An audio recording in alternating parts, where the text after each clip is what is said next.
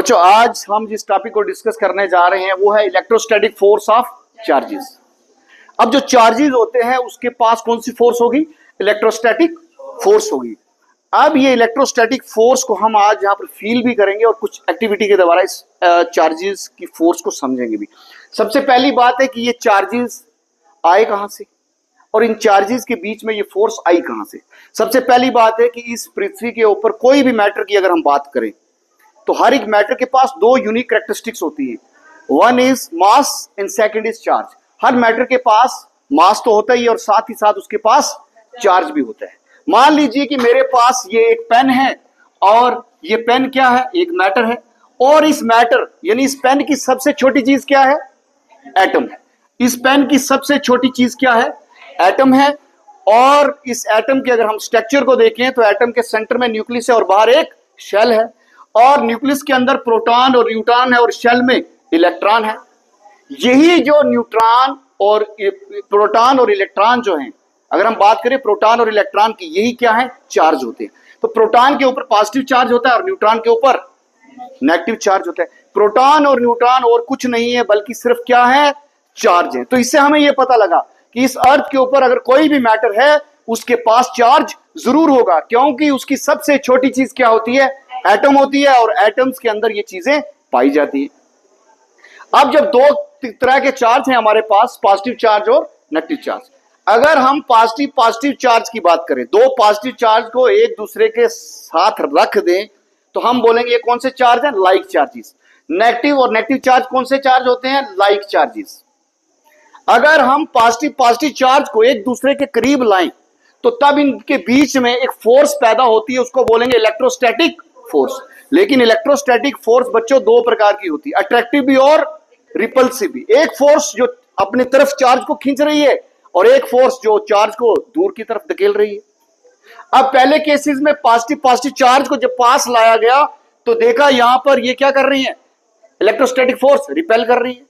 Negative charge को पास में लाएंगे वो क्या करेगी? रिपेल करेगी। जब हम पॉजिटिव और नेगेटिव चार्ज को एक दूसरे के करीब लाएंगे वो क्या होंगे? अट्रैक्ट होंगे। तो इससे पता चला कि इलेक्ट्रोस्टैटिक फोर्स दो प्रकार की है, अट्रैक्टिव भी और रिपल्सिव भी। फिर हमने देखा जो चार्ज है ये अपने बाहर एक फील्ड बना लेता है, एक ऐसा एरिया डेवलप कर लेता है जिस एरिया तक इसकी फोर्स ऑफ अट्रैक्शन और रिपल्शन काम करती है। ठीक है, तो हमें यह पता होना चाहिए कि जो चार्ज है उसके बाहर की जो फील्ड है that is called electric field and the force that is developed by the charges is called electrostatic force. अब हमने अपने लेबोरेटरी के अंदर बहुत सारे एक्सपेरिमेंट किए और उन एक्सपेरिमेंट से हमने ये देखा हम किसी भी चीज को पॉजिटिव चार्ज या नेगेटिव चार्ज बना सकते हैं। तो आज हम दो एक्सपेरिमेंट को यहां पर ले रहे हैं, एक glass rod rubbed with silk cloth और दूसरा है एबनाइड रॉड और प्लास्टिक रॉड और कॉम्ब ले सकते हैं। तो पहला जो एक्सपेरिमेंट है glass rod rubbed with silk cloth, हमने एक एक्सपेरिमेंट लेबोरेटरी के अंदर किया और हमने ये देखा कि अगर हम ग्लास रॉड को, ये मेरे हाथ में बच्चे ग्लास रॉड है, अगर हम ग्लास रॉड को सिल्क क्लॉथ के ऊपर रब करें तो लगातार रब करने से क्या होगा कि इस ग्लास रॉड के ऊपर पॉजिटिव चार्ज आ जाएंगे। कौन से चार्ज आ जाएंगे? और सिल्क क्लॉथ के ऊपर कौन से चार्ज आ जाएंगे? Negative charge. अब रब करने से ऐसा क्या हुआ? जब हमने रब किया तो हीट पैदा हुई और इस ग्लास रॉड के एटम का इलेक्ट्रॉन एक्साइटेड हुआ और वो यहां से निकल के कहां चला गया? सिल्क क्लॉथ पे चला गया। तो जब इसके इलेक्ट्रॉन यहां चले गए तो पीछे इलेक्ट्रॉन कम रह गए और प्रोटॉन ज्यादा रह गए, जिससे ग्लास रॉड क्या हो गया? Positive charge. और इस सिल्क क्लॉथ के ऊपर नेगेटिव चार्ज आने से ये क्या हो गया? नेगेटिव चार्ज हो गया। समझ में आ गया? तो फर्स्ट एक्सपेरिमेंट हमारा था glass rod rubbed with silk cloth. अब इन चार्ज को देखना हो तो ये तो हम लेबोरेटरी के अंदर ही हाईटेक माइक्रोस्कोप के अंदर देख सकेंगे। दूसरा एक्सपेरिमेंट है एबनाइड रॉड। आज बच्चों में आपको एबनाइड रॉड दिखा रहा हूं, इस तरीके की एबनाइड रॉड होती है।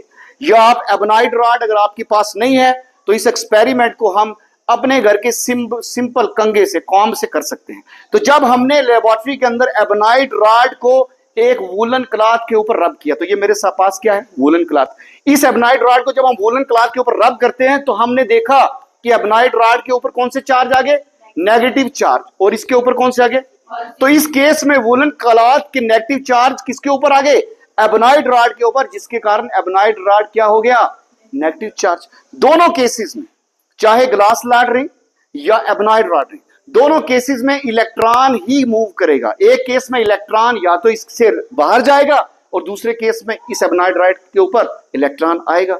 कभी भी प्रोटॉन और न्यूट्रॉन का रोल किसी भी चीज को पॉजिटिव चार्ज या नेगेटिव चार्ज बनाने में नहीं होता। रोल होता है तो सिर्फ किसका होता है? इलेक्ट्रॉन का होता है। अब ये एबनॉइड रॉड कौन सी होगी? रब करने के बाद कौन सा चार्ज आया बच्चों? Negative charge.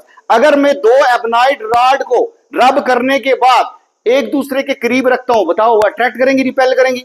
Very good. अगर मैं दो ग्लास रॉड को रब करने के बाद एक दूसरे के करीब रखूंगा, बताओ वो अट्रैक्ट करेंगी रिपेल करेंगी? Very good. अगर मैं एक एबनॉइड रॉड और एक ग्लास रॉड को एक दूसरे के करीब रखूंगा, बताओ अट्रैक्ट करेंगी रिपेल करेंगी? अट्रैक्ट कर। क्यों? क्योंकि ग्लास रॉड पे है पॉजिटिव चार्ज और एबनॉइड रॉड पे है negative charge. Due to this both are attracted to each other, एक दूसरे को अट्रैक्ट करेंगे। क्लियर है ये?